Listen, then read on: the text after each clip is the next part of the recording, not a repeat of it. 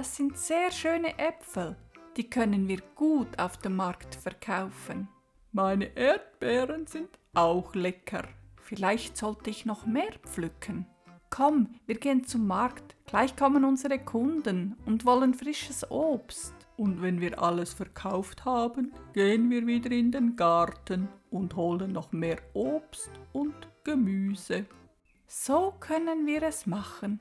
Gute Idee. Und jetzt schnell, die Kunden kommen.